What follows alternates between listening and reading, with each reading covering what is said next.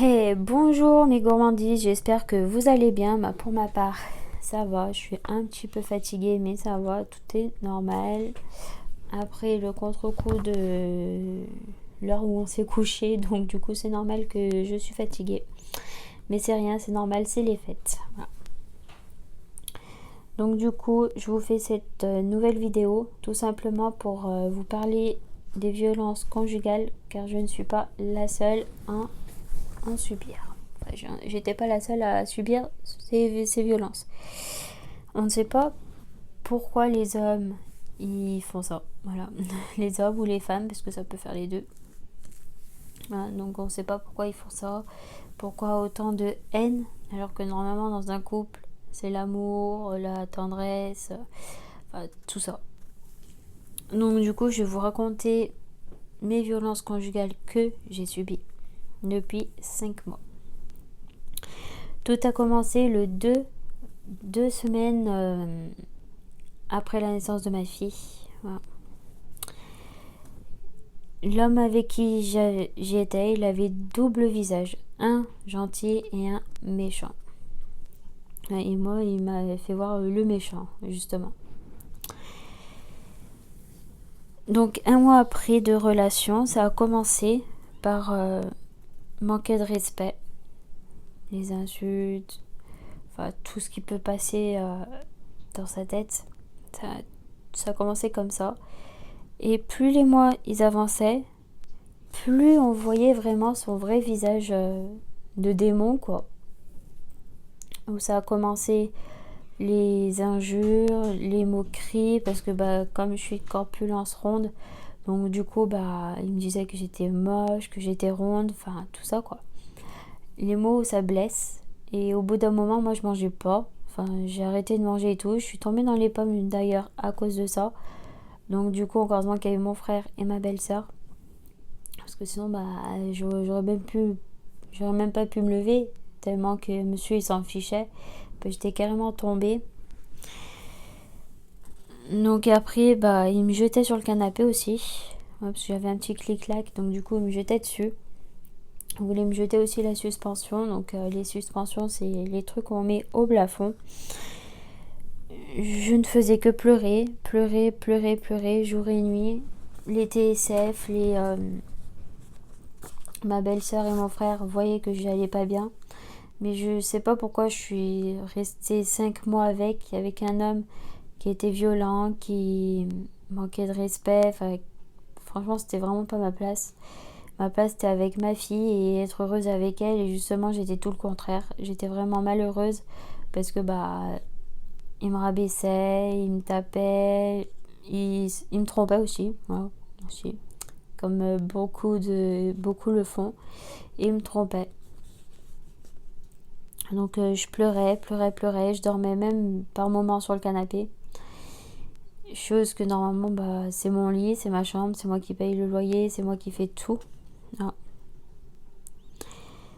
Donc du coup, après les mois défilaient. Et le cinquième mois de calvaire, j'ai dû appeler son père.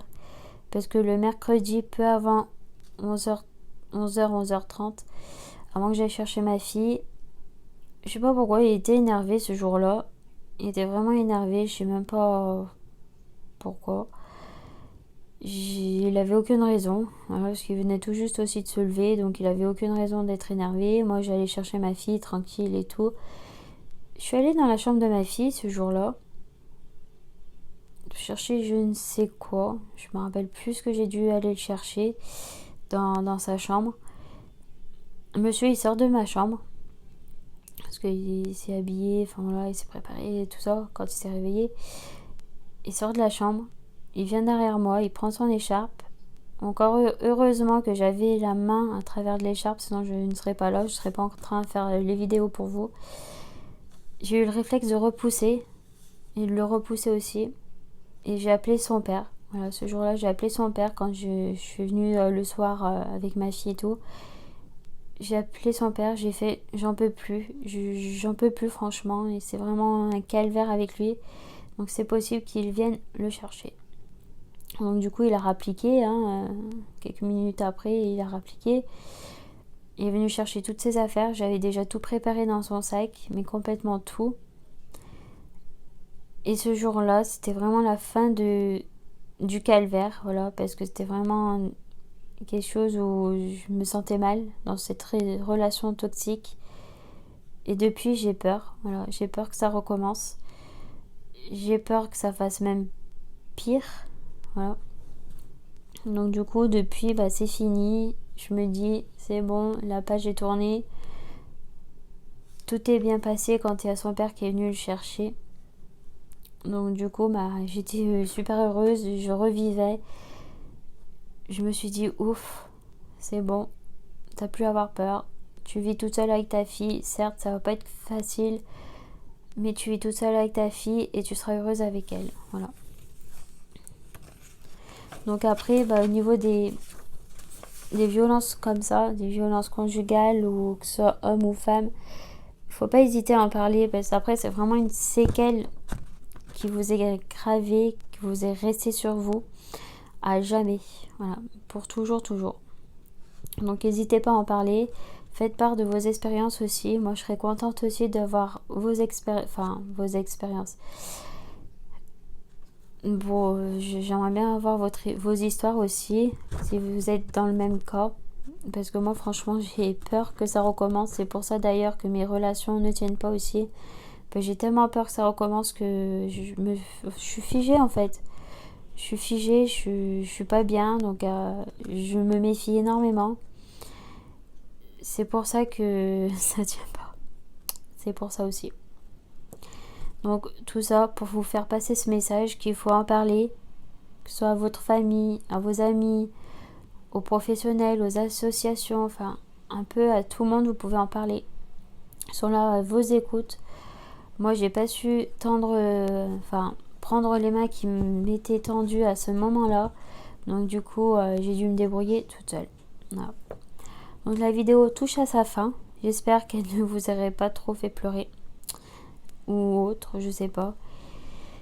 J'espère franchement que ça vous a pas trop fait pleurer parce que c'est vraiment ce que j'ai vécu. C'était vraiment 5 mois de calvaire de pas possible.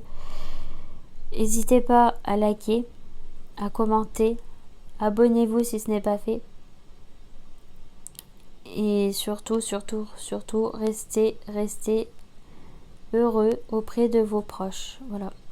Donc je vous fais des gros bisous et je vous fais à bientôt les loulous.